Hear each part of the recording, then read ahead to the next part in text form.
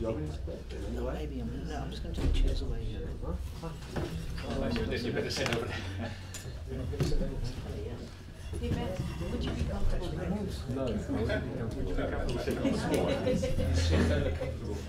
Knees folded, yeah, stuff like that. Fetal position.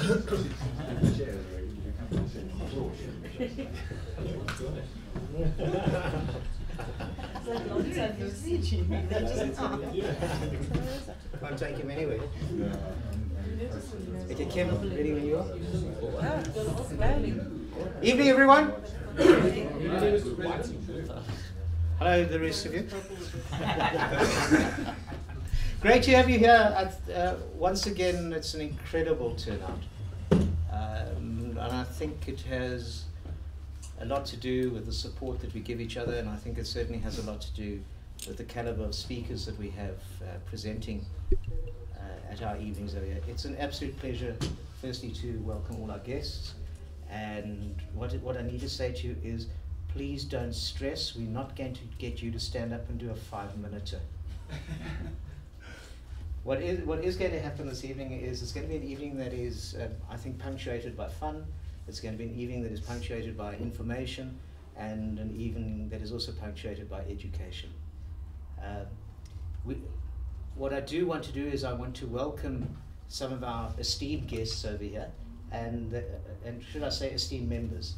The first person that I'd like to welcome over here is our national president, Francois Mascat. Yeah, thank you Francois. Thank you. I'd also like to welcome Steph du Plessis, who's one of the founding members of the Professional Speakers Association. He's also a member of the South African Speakers Hall of Fame. Steph and your wife Maureen, welcome. It's always lovely to have you supporting us. Thank you very much. In the same breath, Paul Dutoy. Paul is also one of the fellows of the South African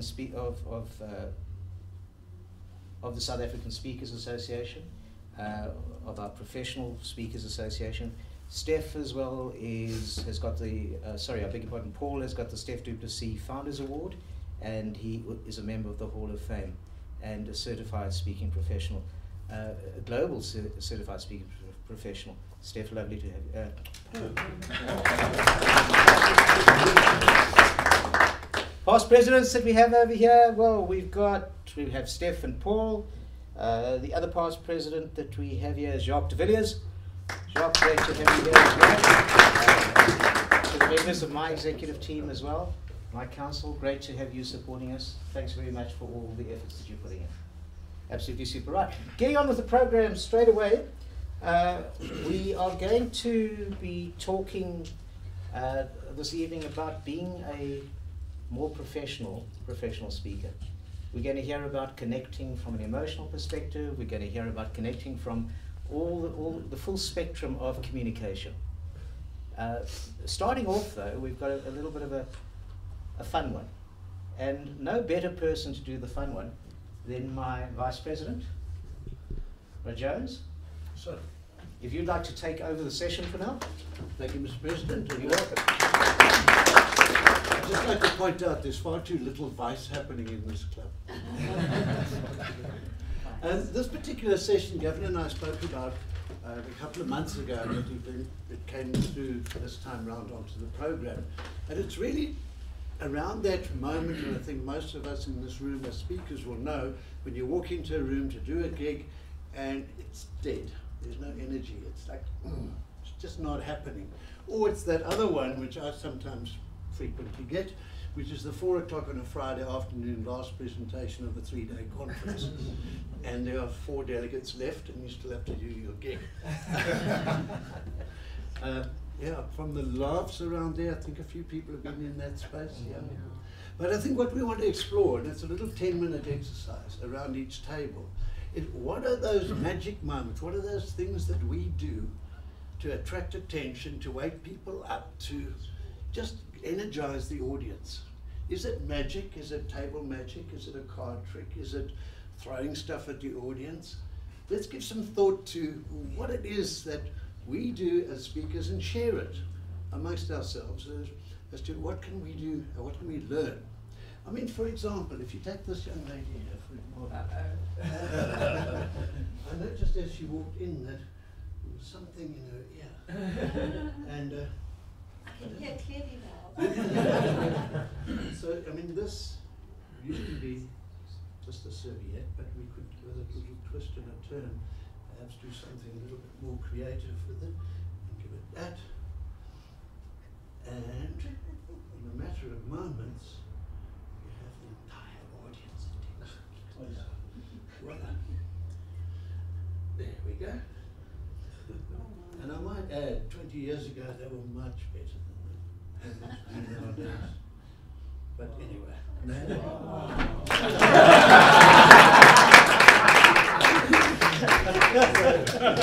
I better not take that as a sign. I did find out, it took me 20 years.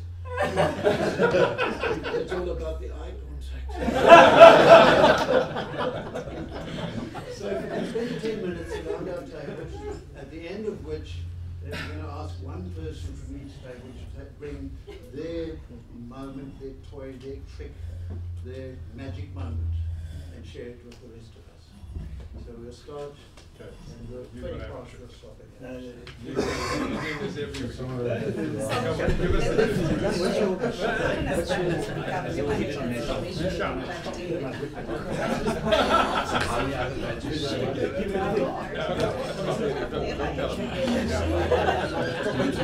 You have to demonstrate it.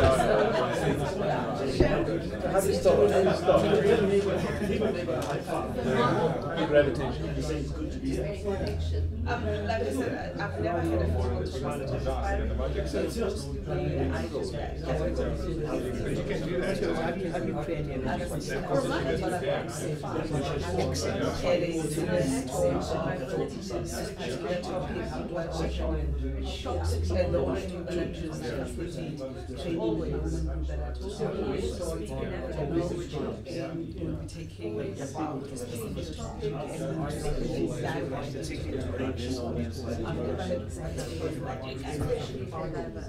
We're not expecting Sometimes I train asking starting off with what is these? What book are you reading? introduction. I think then Everybody says yes. Then people introduce themselves. You might point at me anytime. Try and connect. No, we What is the what is I'm using the visual techniques to just express and right there they brainstorm in the way I prefer to keep people thinking a little bit and then I introduce myself and connect that kind of story 2 to 5 minutes maybe using some of the names like a specific myself and that's the way I introduce myself and then my story connects right through even maybe the training is not as impactful not all the names stories And then we can share it to anyone. imagine that's Nobody would ever think of that. and then right through the day try and pick up stories that or maybe the experiences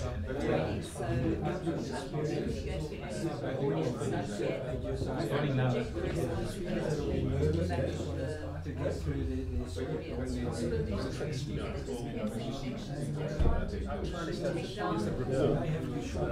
look connect sometimes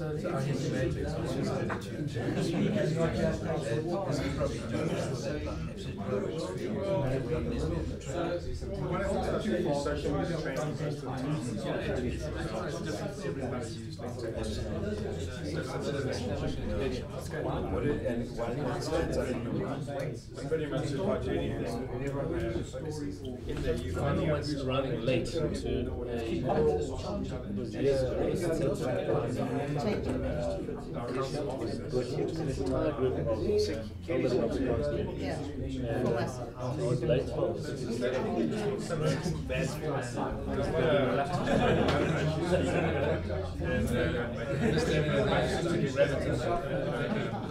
the one thing that got it was I haven't seen it.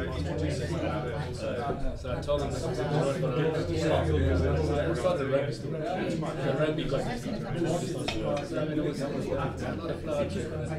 Just finding that pain.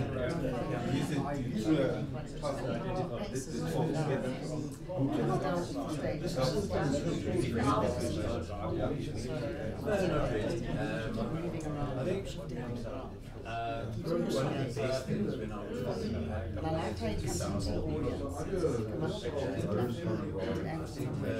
make a joke to magic back there on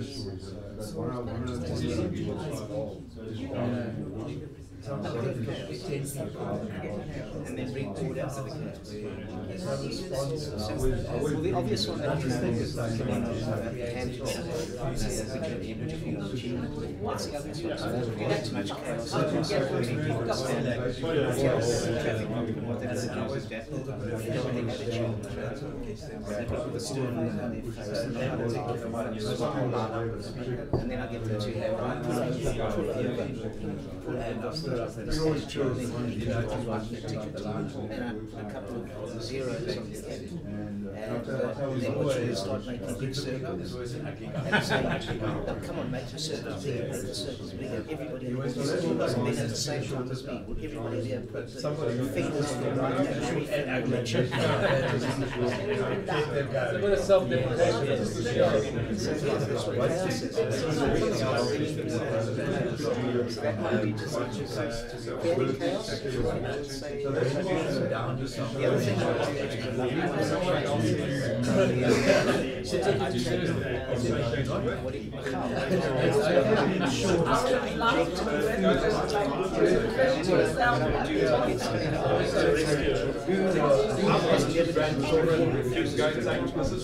and always is someone who says they always say, okay, who will advocate this? Who will come and say it? And then they start selling the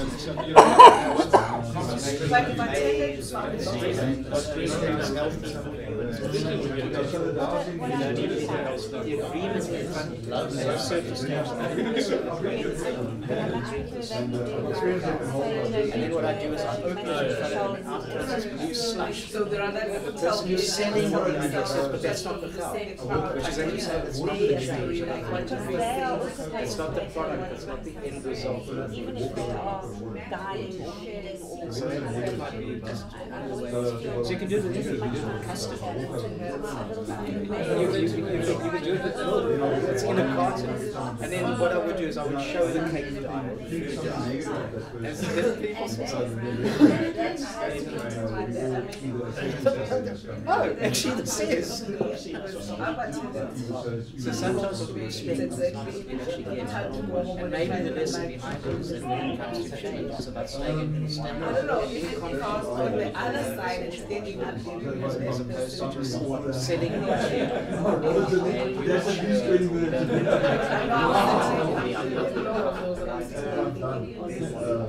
But the worst is when the speakers are waiting.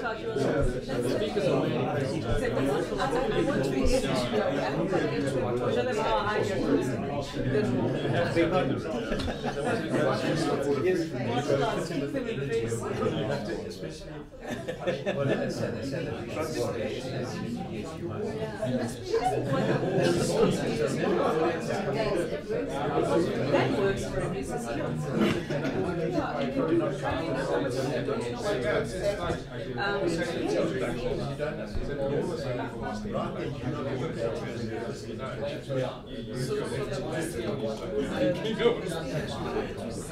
And you just see the people just sometimes you can if someone says, I come from Durban. You sit down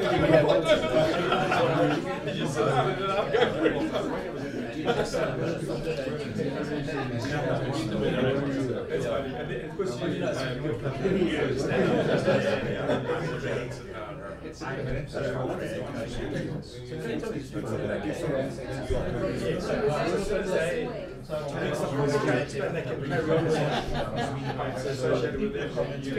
What talent you have to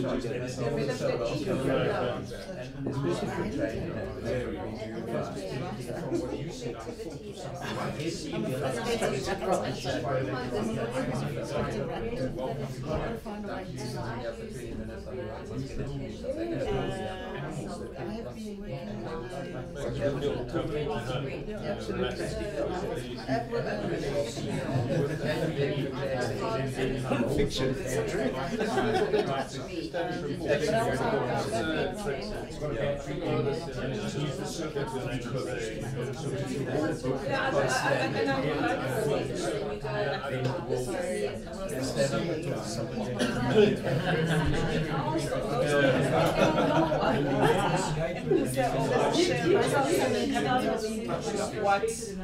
Find out something about your blood condition.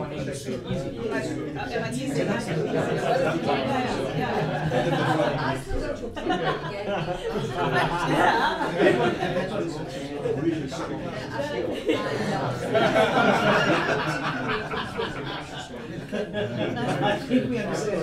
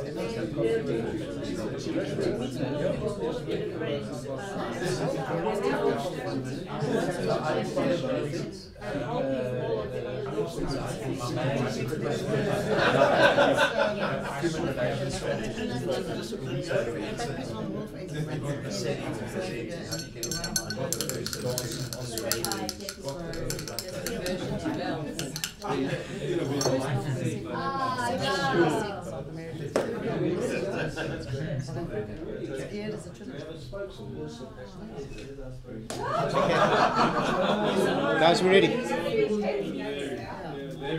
Okay, who's what you think?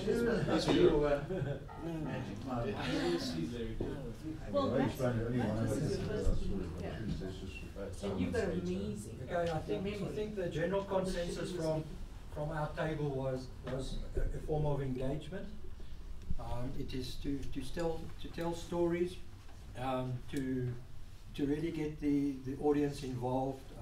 Depending, it doesn't matter if there's 4 people, if people are walking out, or if you're the keynote as well. Some of us had certain tricks in their repertoire, if I can call it that. We would, for example, if I did a talk on, you don't have to catch other people's paper clips, you wouldn't tell them the topic straight off, but you would come around throwing paper clips at people, get them guessing, and then building into the topic. And I think going around the table itself, each in their own way had a way of engaging with the public. Whether they asked the question, do you want to learn something new, so that people could respond to yes. Whether we got people to pair off and ask questions, it was the engagement. So it didn't matter where you fitted in and at what time level, the answer here was really a consensus of engagement. Thank you. Excellent. Thank you, Larry. Who's our spokesperson? Yeah, that's right. I think we agree with the previous table. I think getting the audience engaged somehow. Depending on the audience, you could get them energized by playing music and get them up dancing, but it depends obviously on the type of audience that you've got available. And then we had a couple of specific tricks. Jacques uses divining rods, demonstrates divining rods, which always gets the audience's attention apparently. And then Paul's seen somebody that you form a chain of people and you light up a light bulb or something like that because you've got everybody in a circle. So it illustrates the connection that everybody's got to be connected. And as soon as somebody breaks the circle, then the light will go off. So again, it's all about audience engagement. engagement, connectivity. Lovely, thank you very much. And from this table, Kim. Is Kim our spokesperson? We put on the spot, Okay, so, excuse my back. Okay, so we didn't like the word tricks. We don't believe that they were tricks. But what we all came up with the same theme, and that was building rapport. So somebody mentioned that they build rapport by telling stories about themselves at the introduction stage, and that gets people to relax a lot more. Somebody else said that to identify with the audience and try and find a story that's related to that audience. So if it's a bunch of old men, then you tell rugby stories. And then another one is getting 2,000 people by responding with energy, with humor, and just get people involved. So whether you do it for 2,000 people or 2 people, you can still achieve the same thing. So all by building rapport, which is what our main theme was. Wonderful. Thank you very much, Trevor. And at this table, Matthew, welcome. Thank you.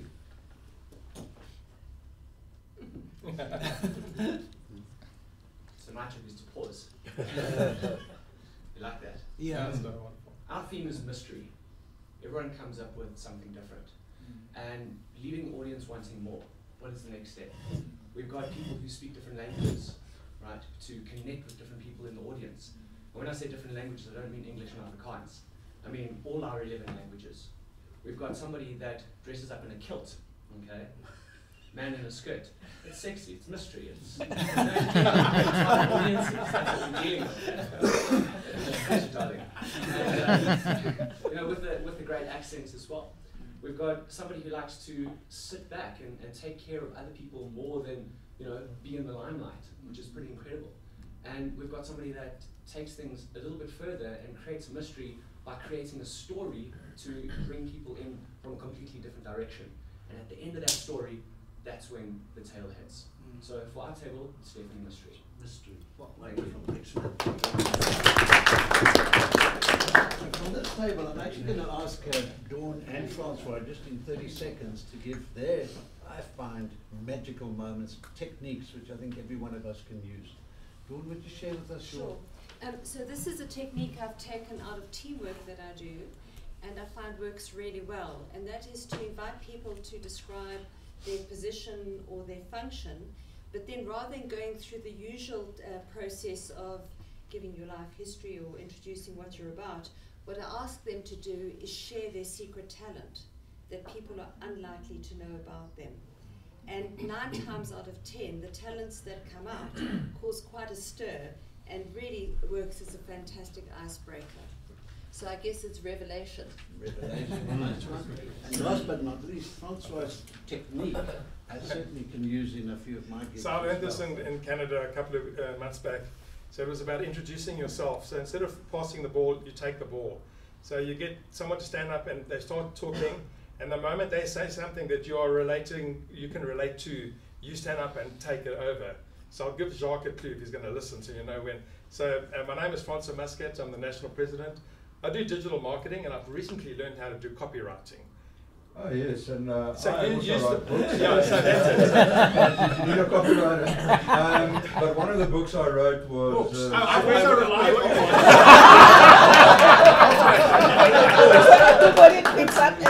So that's how you keep it going. Lovely technique. And if you guys want to know how to sell the books, so I think it was extremely valuable, and I certainly have learned a lot. So we've got connectivity, we've got mystery, we've got secrets, we've got pass the ball. But I think fundamentally it's all about getting our people to connect with one another and understand them better, so that they can understand us better. So, Mr. President, I pass the ball back to you, sir. Thank you, man. I mean, sir. Thank you. Thank you, sir. One of the most exciting moments of this year for me was meeting our next speaker. And the reason why it has been exciting for me is that Arthie Moore is first and foremost a human being. Arthie Moore cares more about people than anybody I've ever met. Arthie has a phenomenal background. One of the one of her awards has also been, she's been a finalist in the Women of South Africa. She's been recognized by Rasa Michelle. She's been on television. She's recently also claimed a couple of awards as well. She is a director of the Key Institute. She teaches John Maxwell leadership skills to communities. You can actually read about her in terms of the CV that we sent out. But I just want to introduce the person, and I want you to enjoy it with all of us over here. Arthie Moore.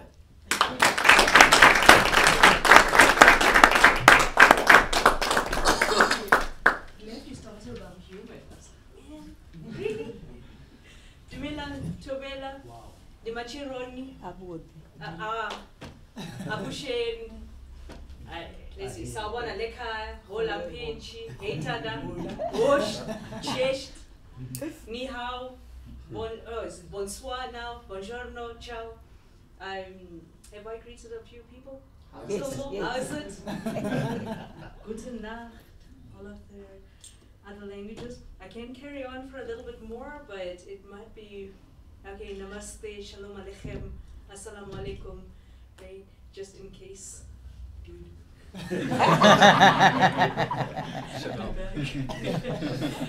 Welcome. So to give you a bit of an idea of what I'm going to do today is I'm standing here in front of a lot of people who have got so much knowledge, so much wisdom, and so much experience.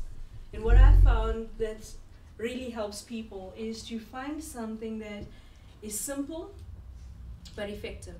How do you communicate and connect with the human being in front of you, behind you, next to you? First is learning how to connect with them on a level of humanness. And we believe that at the level of respect, all people are equal. I've been married into an Irish family for over 18 years. I was adopted by a Zulu tribe, so I learned Zulu a lot more fluently, and I'm learning a bit of Shona at the moment in Italian. So if we've got some Shona, then it's Makadin, Tiri, Tiripo Tatena Shikur, Shoma.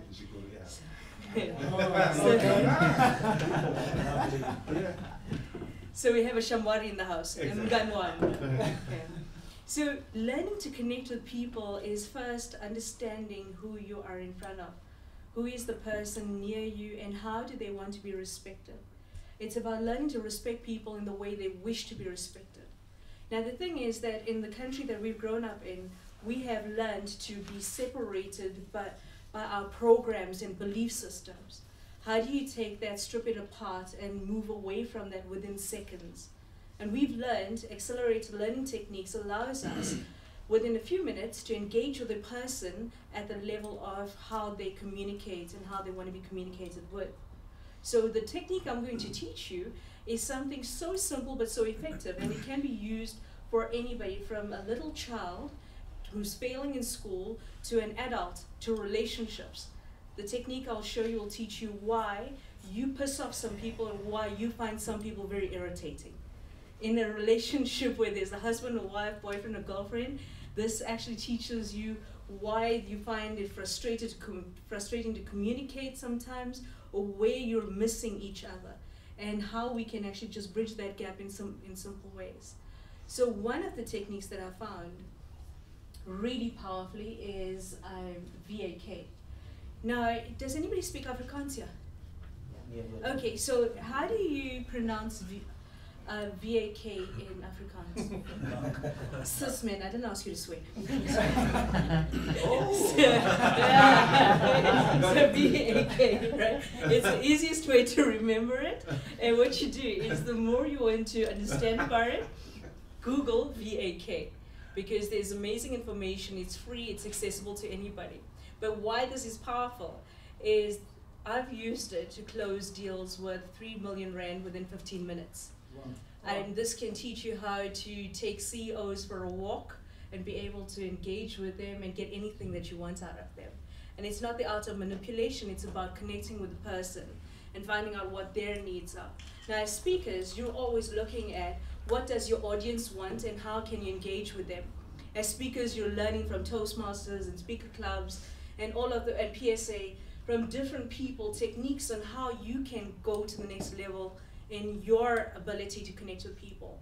So what I found is in understanding these, you can be watching the room and how people are dressed even.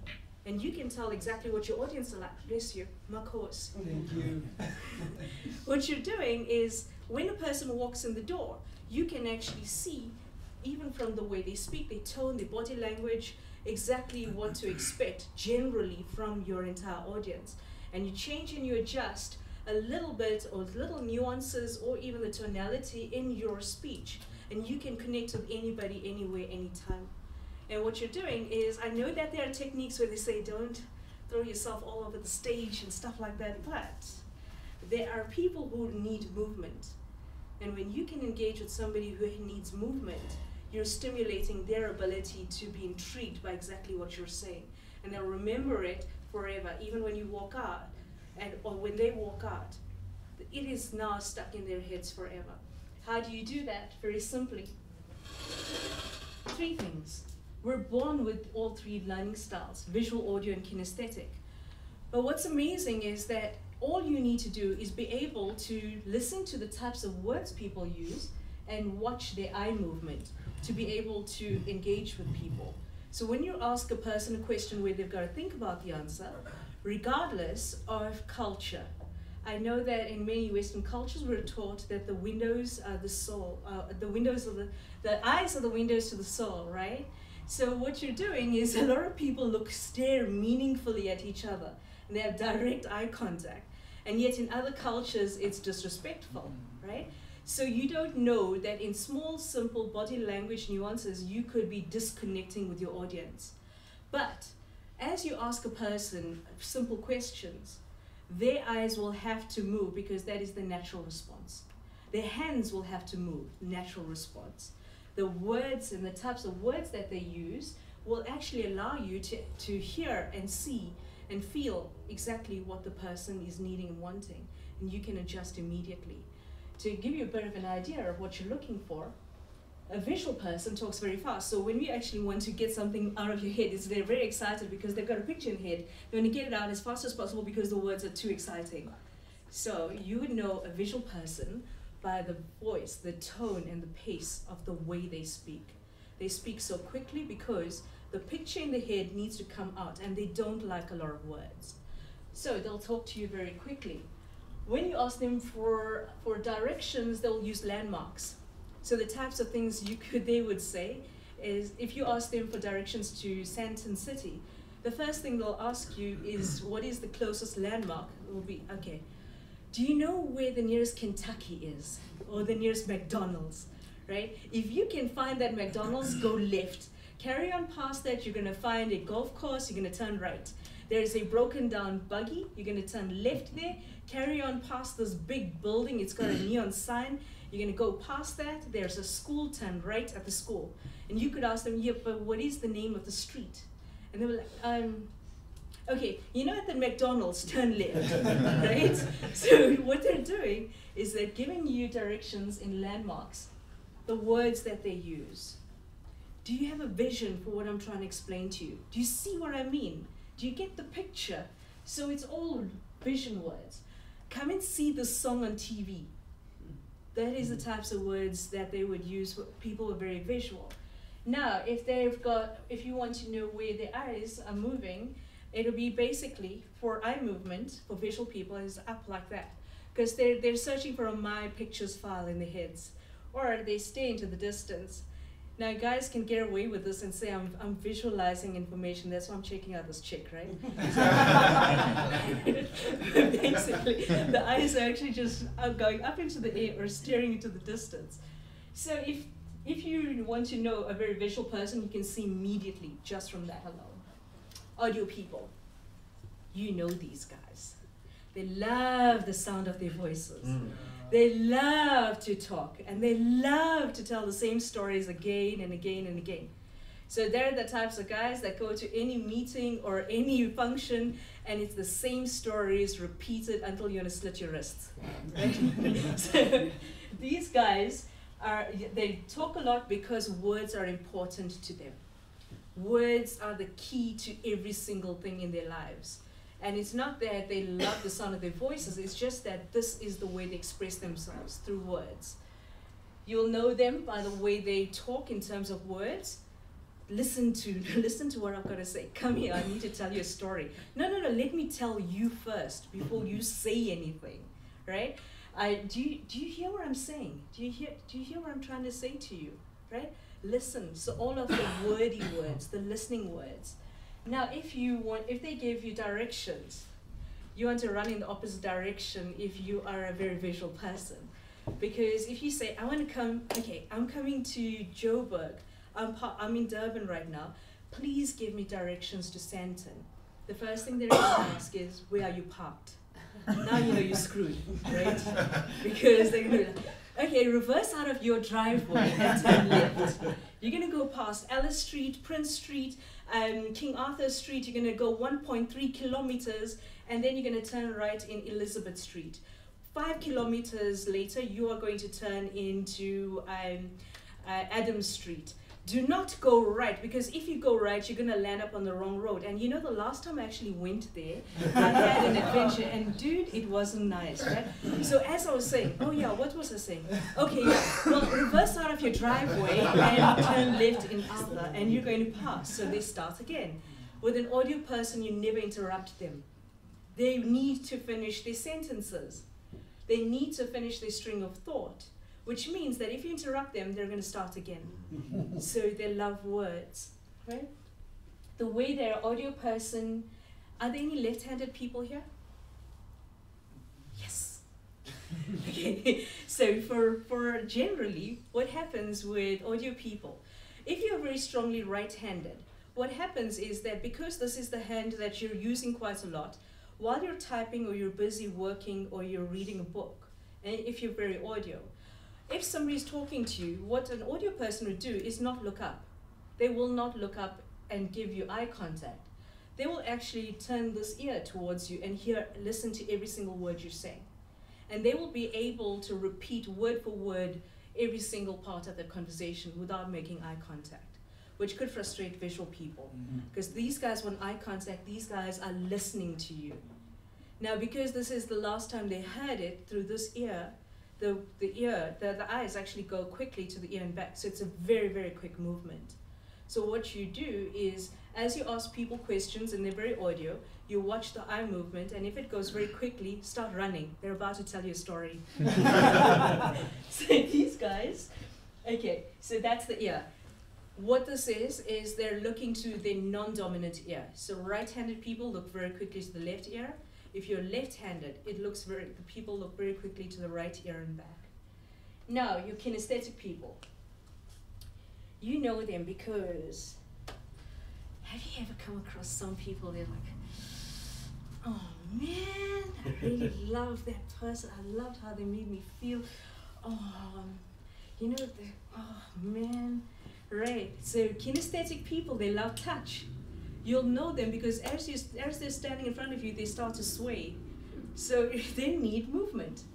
If you stop them from moving, you have effectively killed their brain from working. They cannot think. So now you look at all of the rules that we've got as speakers, right? We want to take shy people and make them speakers. We're developing this side. We're developing the audio side. However, if they're very kinesthetic, you stop them from moving, stop their arms from moving, and tell them to stand like this. Can't do it. They cannot do it. A lot of people have fears to speak up in public, very kinesthetic. A lot of people who join Toastmasters and want to grow their ability to talk, very kinesthetic. They're trying to get over their shy side, and that is built in, inherent in all of us, our kinesthetic side. A lot of us conquer it as we grow up when we find our voices. And this is what's interesting, is kinesthetic people, they feel everything.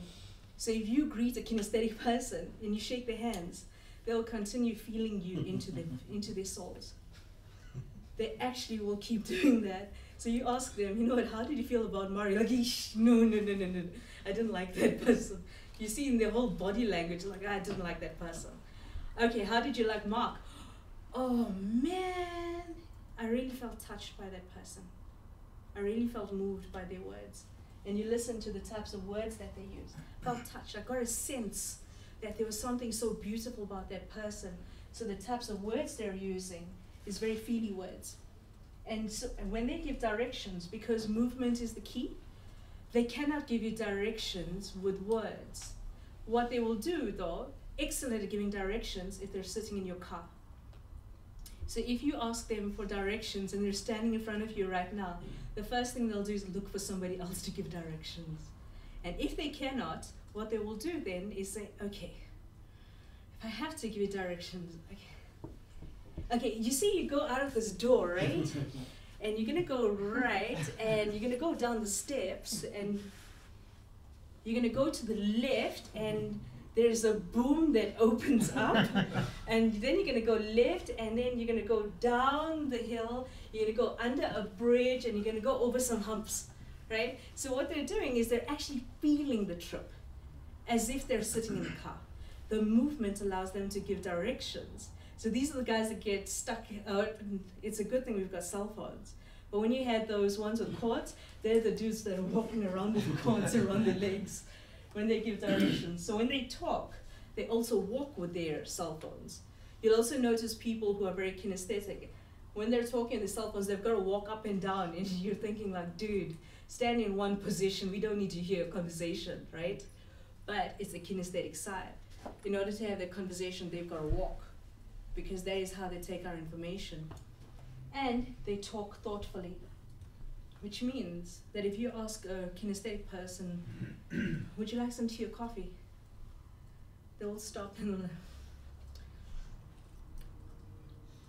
they're busy tasting it before they give you the answer. So they'll be tasting the tea. It tastes good. Coffee, no. By this time, if you're very wordy and you're a person who's impatient, you'll be like, hey dude, I asked you want tea or coffee. I didn't ask you to go and change the world. Tea or coffee. And if you're an audio person, you're gonna give them, because you like words, right? You're gonna say, okay, well, if you can't make up your mind, right?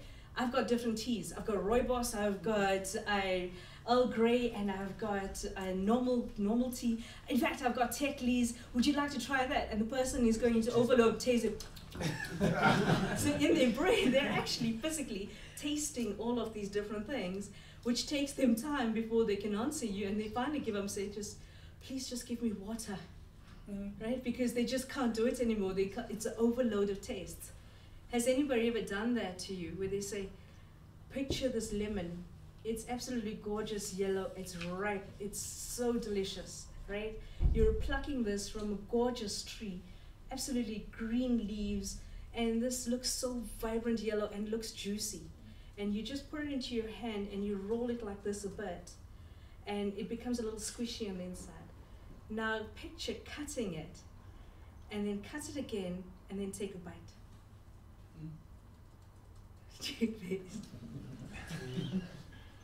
What happens is this is now stimulating the kinesthetic side, the taste, the feel. And what you're doing is you're engaging people using this. Now, if you're a speaker, you want to engage everybody. You want color, you want tone of voice, you want excitement, and you do want some movement, right? I have seen so many speakers, they look amazing, they have so much to say, but I can see that they need some movement, and it's stopping them because of rules. Man, you know, rules are very irritating. They're meant to be broken. When you understand people and who you're connecting with, a little bit of the movement stimulates everybody in the audience. The people that fall asleep at the tables, the kinesthetic people. Because there's no stimulation whatsoever. Everything's in words. There's no color, there's no vibrancy, there's nothing. What you did was got everybody to engage. The art of engaging is getting people to turn around and shift in their chairs, and the laughter and the camaraderie and the active listening, it stimulates every part of the mind. Now, can I show you how this works very quickly? Would you like to see that? Yep. I need a victim, volunteer. Please, may I have a volunteer? You're not allowed to volunteer people. He's volunteering me. Oh, you're volunteering yourself. He's volunteering me. Okay, can I borrow this? Okay, what I'm going to do is ask if all of you can come and join me up here. All of them. Then where am I? You're sitting there. I'm sitting here. Yeah. You want to volunteer me, Governor? No. You volunteer. Do you volunteer? Yeah. Okay, maybe we'll put the chin over this way, please. Okay. Great. Perfect. So you can see. So I need floor advantaged in the front and roof advantaged in the back. And then the politically correct words were short ones in the front and tall ones in the back. Floor advantage, right? So if you can come as close as possible, what I need you to do is to be able to see his eyes. Is it okay for us to look into your eyes for this? It's okay. Right. The reason I asked permission because in many African cultures, you're actually looking for a fight. You're looking for a physical fight if you stare too meaningfully into an African person's eyes, right? Because there's a form of martial arts in the Psasa tradition, and it's you've gotta have eye contact. The second the eyes move, you know where you're about to get hit, right? So that's why our country is in shit, man. Everybody's looking meaningfully at everybody. Right. So what you're going to do is I'm going to ask him questions. You're going to watch his eye movements. Now, you can do this with anybody, even when you go home, even with your children or your spouse or whoever it is with you. Ask questions where they've got to think about the answer and the eyes have to move. Now, just to recap quickly, as I ask him questions, if he's very visual, his eyes are going to go up like that, or he's going to stare into the distance. Oh, man. There's no chickies here. Right?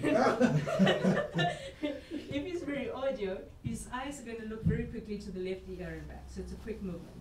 He's very kinesthetic. The hands are going to move, right? Now, if he's shy and he holds on to his hands, his legs are going to bounce.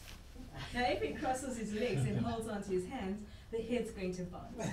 So basically, whatever you do, if you hold onto your body's going to start vibrating in the chair, right? So rather just, if your hands need to move, let it move. Now, what we're doing is they're going to tell you what is two of your strongest dominants.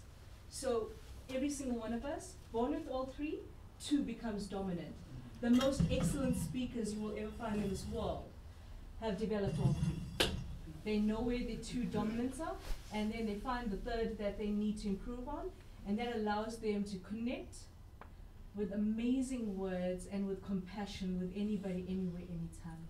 And that's the key of connecting, right? Okay, you guys ready? Yes. Okay. You can come closer to be able to see him. Should I come closer? No.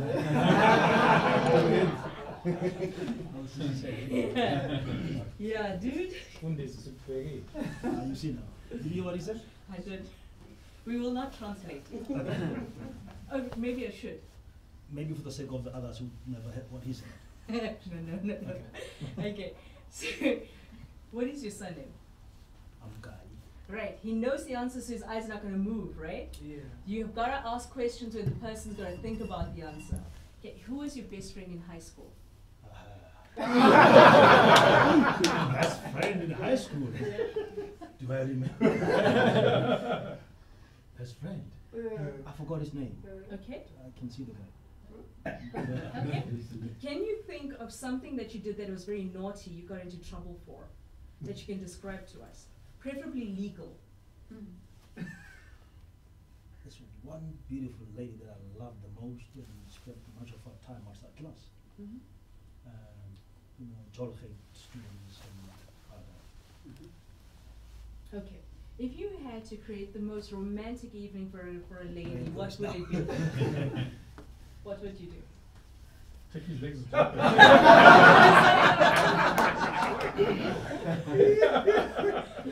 Gee, man.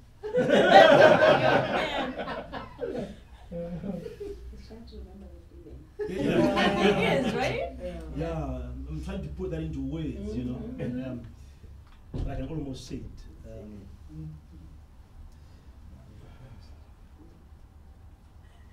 He's got my answers. Going out with the one I love the most and walking by the beach during the evening times. And yeah, with our hands held together. Yeah. Okay. Where do you stay at the moment? I'm in Glasgow. Okay. Northwest Province. Can you give me directions from your house to the nearest Woolworths?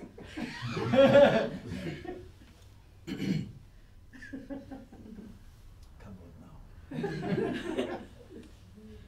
Didn't go, jump and Yeah. But from where I'm at, you go right, and there's a school, you turn right, and left, on the left, hit the main road, you, there it goes, you go over the Immediately after the bridge, you meet up with R30.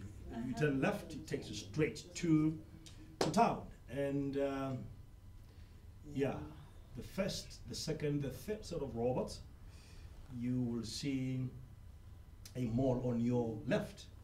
You turn in there and ask the guys there to help you. Brilliant. Okay, so have you guys worked out what is his strongest two? What's his two dominant? Visual and kinesthetic. Visual. Visual. Visual and kinesthetic. Did you hear the words he used? You're going to see. I can see this person. I can visualize it.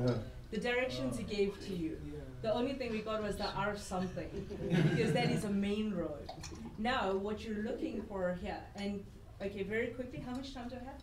2 minutes? 5 minutes? 2 minutes, perfect. Can I give you, can I tell you a little bit about yourself with this, Yes, in front of everybody? Yes, please. Okay. So knowing and understanding this, I can say about him, he's a very down-to-earth person, very huge heart, very giving. He gets hurt very easily, he doesn't show it. He's very sensitive. He hates it when people belittle everybody. He hates sarcasm and he hates sexual jokes. His home is his sacred place. Everything's in its place, it's color. He's got beautiful color at home. He's got a lot of earth colors and a lot of strong colors. When he goes home, that is the place where he wants to just chill. He can make it like a mess, but afterwards everything's going to be back in its place again. The people that you invite home, you enjoy and you love people. In fact, you give trust unconditionally the first time to everybody and anybody you meet. And you allow them to break that trust. And once they do, you don't allow them into your space very easily. People who talk too much to you and who repeat themselves at you, you find very irritating, very frustrating. When you see them walking towards you, even at work, you'll turn and walk away the other side, because you don't want to hurt their feelings when you're not listening properly, because it frustrates you. You actually give so much that you sacrifice who you are. You will go over and above to make sure other people have exactly what they want and need. So even if you have a party, you've got the right music, the right food, everybody has got the right drink, and you make everybody feel so good that when they walk away, you're tired, but you haven't done much partying yourself. But you feel good because you were able to touch their lives. So people use you. From a young age, they've used you because you don't know how to say no. So you're the type of person that just gives and gives and gives, and then you feel unappreciated. Tell her what you I need to do. cry? I do have the ability to make people cry when I do this. But I'm going to stop there. I can go a lot deeper, but being able to understand this, you will understand the human being when they walk in the door. From the way that a person dresses, strongly visual people dress with strong, powerful colors. Every single thing matches, from the hair, the accessories, to even the rims of the glasses will match their clothes. They won't even wear different color underwear because it just doesn't feel right, right? Very strongly visual. Audio people are very smart, right? But when you converse with them, you'll feel like they're listening to you. They are talking to you in the way you want to be listened to. They'll make you feel heard and honored. Kinesthetic people will make you feel like you're the best thing since bubblegum because it's a simple touch. It's the way they'll come up to you, it's the gentleness in their souls, it's the way they connect with you, the humbleness, the humility, the way that they gentle their voices and their tones, the touch, the hug. It's the openness of the spirit that allows you to connect with people in different ways. And that is the power of VAK. When you speak to people, change your voice, adjust. Talk to people in a way that makes them feel so good that they will always be, they will lead every single person you interact with. I always say to people, why walk this earth if not to touch the lives of every single person you interact with? You don't have to do anything powerful. Leaving a legacy is stunning. touching somebody's life right now, the person right in front of you, even more powerful. Because as much as people smile to your face, you do not know how much they're hurting. And I always say to people, men deserve respect as much as women do, as much as children do. Because men feel as much as well. We just don't, we haven't taught to them that they're able to show it, right? Understanding this allows you to make every single person feel like they're worth it, worthy. You can stop people from hurting themselves, from killing themselves, from depression, from every single thing. Because you made them feel like they're worth it. Just understanding this. So that's me in a nutshell.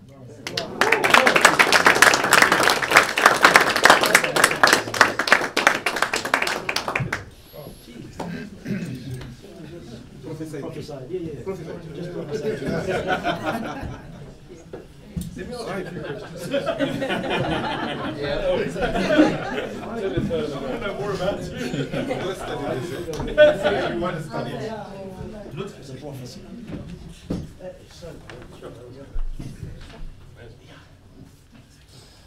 One of the incredible benefits that we have with the Professional Speakers Association is that we're exposed to some of the very best speakers, and indeed, in this case, some of the very best people. Knowing you, Artie, as I do, and having been invited into your home, and you being into my home as well, we've got to know each other pretty well, and it's a privilege. It's not only a privilege for me to know you, it's an absolute privilege for us to have you as our guest speaker this evening. And so from each of us over here, may this bottle of wine or its contents touch you, and may you share the chocolates. May you enjoy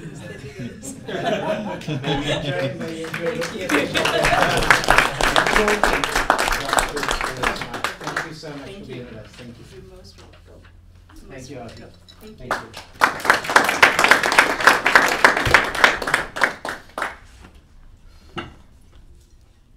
Mr. President, Mr. National President, you have some information to share with us about the midterm convention. Thank you. Thanks everybody. I just want to let you know upcoming event that we're having on the 20th and 21st of October. It's our midterm convention for speakers. So make a note of that. We had a great one. It was the first time we started this last year. We had about 30 people. And it's really a workshop environment where we are trying to help speakers build their business. So the theme is called Creating a Speaker's Digital Toolbox. All right, so anybody who is in speaking or training or consulting, by attending this 2-day, 1.5-day workshop, you'll leave with a lot of information. So on Friday, and really this is about adding value to our existing members, but it's also a drive for us to get new members. So, Gavin, you've done a wonderful job there. We're getting new members every week, every month, and this is what we're striving for, to grow this organization. So Friday we'll have a half-day workshop with Dawn, and Dawn's going to talk about rethinking your business model. She calls it the art of the suit. It's going to be quite interesting. And then on Saturday we've got a bunch of digital marketing experts. Charlotte from Cape Town will be talking about how to use LinkedIn for speakers. Leon Latergan on building databases. He's really great at that. He spoke at our last conference. Then we've got the Tsunami Man. I believe his name is Dean Murine. So that's leveling the playing field. So I think there's just a bit of a break in between. Jacques is going to talk to us about writing and copywriting, which is specifically what we need to do as speakers, is to document and share what we do. And then yours truly, I'll be talking about designing a website for speakers and how to run your own search engine optimization. So it's only 1,500 Rand. Okay, it's really, it's not a lot of money, and it's well worth to invest in your own business and in your own speaking business. And it's an early bird special till the 1st of October, and then it'll go to 1950. So please, guys, we are really wanting to fill it up. We want people to book early. So Gavin, if we can send a link to everybody so that they can click and book it on Quicket, it will really be well worth it. So thank you very much.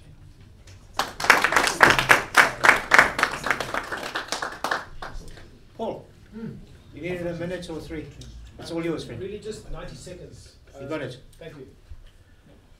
Folks, if you were here at our last meeting, you'll know that I chatted to you a little bit about the Exceptional Speaker Masterclass. It's coming up. It's 13 days away. In fact, it'll be 12 days away. It's on Wednesday week. And I think just to give you a bit of background, I certainly know that I come to these meetings to learn as much as I possibly can about the speaker business and things associated like the training business and building your business and staying in touch and techniques that I can use in my business and so on and so forth. Now, we, on a fairly regular basis, have people coming to us and saying, well, how can I just become a better speaker? How can I deliver better? And if you ask why do people want to become a better speaker, well, it's quite simple. If you're a better speaker, you're likely to get booked more. It's just as simple as that, because with all our marketing that we do, if we can't deliver when we're on stage and be absolutely amazing from a delivery point of view, then unfortunately we're not going to be booked again. Now, there was one interesting thing that I just want to quickly share with you that I found has been happening several times in the last few weeks to me, where I've offered people the opportunity of using a microphone and a PA system, and they've said, no, it's okay, I don't need that. And they got drowned out, and nobody could hear them. And just a little thing like that. And at this particular conference that I spoke at on Wednesday at the Alzu Petroport, I was the only speaker that used a microphone and the PA system that I'd lugged all the way with me and plugged in and what have you. And I was able to speak softly, but with a lot of feeling. And I don't think I've got the most incredible voice, but because I had the amplification, because I had the proper microphone around my ear, I was able to use the kind of nuances in my voice that nobody else could use because they had to shout to be heard. And I had two people coming to me afterwards and saying, you know, you've got one of the most amazing voices I've ever heard. I don't have a particularly amazing voice. In fact, I've been facilitating all day, so I've hardly got a voice right now. But the point is, because I could use a microphone, I had the advantage of being able to use my voice effectively, whereas the other speakers didn't have that advantage. Now, why am I mentioning this to you? Because this and many other things are available to anyone who wants to come to the Exceptional Speaker Masterclass, which is Wednesday week on the 23rd of August. I must just tell you that there are only 10 places available, or there were only 10 places available. 8 have been taken, so there are 2 places left. So if you want to get in, I pretty much think that those 2 places will be gone within the next 3 or 4 days, certainly within the next week. So if you feel that this is something that you'd like to do or partake of, I suggest you go online and book. Simply go to exceptionalspeaker.com and it'll guide you to the right website. Or come and ask me for my card. I'll give you the link and you can sign up for it. Now, I think the most important thing about the Exceptional Speaker Masterclass is that every single delegate is going to get the opportunity to deliver a 5-minute speech, which will be videoed, which will be played back and evaluated by myself with a little bit of input from the other delegates. And already coming are the likes of Jabulani, South African public speaking champion. Now you might ask yourself, why would a man like this come to the Exceptional Speaker Masterclass? Well, think about it and you'll get the answer. It's probably why he's as good as he is. Rod Jones is going to be there. Gavin Novice is going to be there. Colin Horner is going to be there. And there are 4 other people that have already signed up. There's 2 places left. If you're serious about your speaking business and you are on the way to doing more and more gigs, it's an opportunity which I'd like to discuss with you. Thank you. The cost of it? Oh, the cost. There's no cost, but there is an investment of 3,000 Rand plus VAT. Okay. Per delegate. Thank you. Thank you, Paul. And I understand that a percentage of that of people who actually book from PSA? Yeah, people who book from PSA, 15% of your fee is going to go to the PSA. Thank you, Paul. Comfort break, everybody. If I could ask you to be seated here once again so it's 4 minutes past now. Let's say 20 past, we can all be seated. And we'll start again. Thanks, everyone. Thank